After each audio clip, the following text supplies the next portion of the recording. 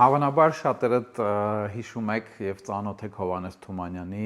հեքիաթների ժողովածուից Քեֆանողին քեֆ չի պակսիլ հեքիաթը, որտեղ շահը, Պարսից շահը ծպտված սովորական շրջիկի շորերով կարծեմ, մանրամասները չեմ հիշում,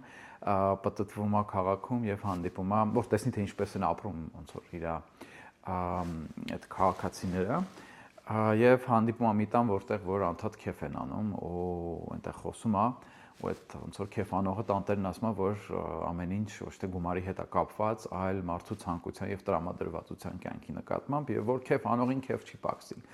Ну, այստեղ հետո թե ոնց է զարգանում ավելի լավ կլինի կարդակ կամ վերհիշեք, քանի ես պատմեմ, բայց գաղափարն այն էր, որ ոնց որ հանգամանքները այդքան էական չեն, կարևորը մարդու դիրքորոշումն է կյանքի նկատմամբ։ Գուցե որոշներս այդ հեքիաթը կարդալու ժամանակ կամ ծանոթանալուց մտածել ենք, ինչ անհեռատես մարդ է, ոնց կարելի է տենց անել, այնտեղ իր ունեցվածքը խլում են, կիսվում է, քչանում է, ինքը էլի շարունակում է քեֆ անել տնտեսելու փոխարեն։ Գուցե հեքիաթը ու հեքիաթի պերսոնաժը ինչ որ բևեռային արժեքներում գտնվող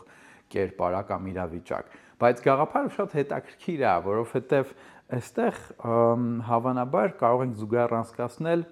այստեղ եւ հիմա ապրելու հետ։ Կոգնիտիվ վարքաբանական թերապիայում այստեղ եւ հիման նույնպես շատ կարեւորվում է, մոտեցումը գաղափարին կամ կոնցեպտին տարբերվում է էկզիստենցիալ հոգեթերապիայում կիրառվողից կամ ընկալվողից, CBT կամ կոգնիտիվ վարքաբանական թերապիայի շրջանակներում, սա ավելի շատ վերաբերվում է հուզազգայական եւ վարքային ոլորտին ապրել այստեղ եւ հիմա, գիտակցելով սեփական ազդեցության դաշտի սահմանափակությունը եւ ընդունելով, որ ամեն բան չի, որ մեզնից է կախված եւ որ մենք ունենք ավելի շատ այս պայմանին ինչ որ կոչվում է ներկա, այս մոտեցումը ավելի շատ մոտ է եւ գուցե նաեւ բխում է հենց հռոմեական ստոիցիզմի գաղափարախոսությունից եւ սա հակադրվում է տագնապային ապագայակենտրոն մտածողությանը։ Այո, այստեղ եւ հիման հիմքն է ներկայակենտրոն մտածողության եւ դրա համար է հակադրվում ապագայակենտրոն տագնապային մտածողությանը։ Սա միջականորեն կապվում է եւ անհրաժեշտ պայման է, օրինակ, անորոշության նկատմամբ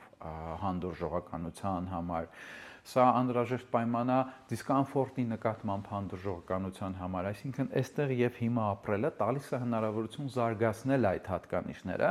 եւ մյուս կողմից էլ այդ հատկանիշները զարգացնելը հնարավորություն են տալիս կարողանալ ապրել այստեղ եւ հիմա։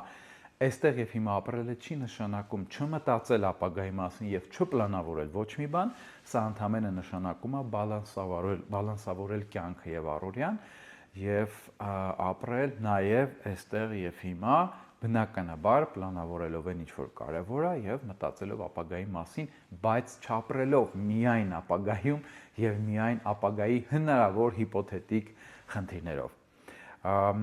Նորից կարող եք վերընթերցել Հովհաննես Թումանյանի Քեֆանողին քեֆ չի պակսիլ գիրքը, հեքիաթը, ասում եմ գիրքը, եւ կիսվել ձեր տպավորություններով ու ձեր կարծիքով տեսանյութի տակ։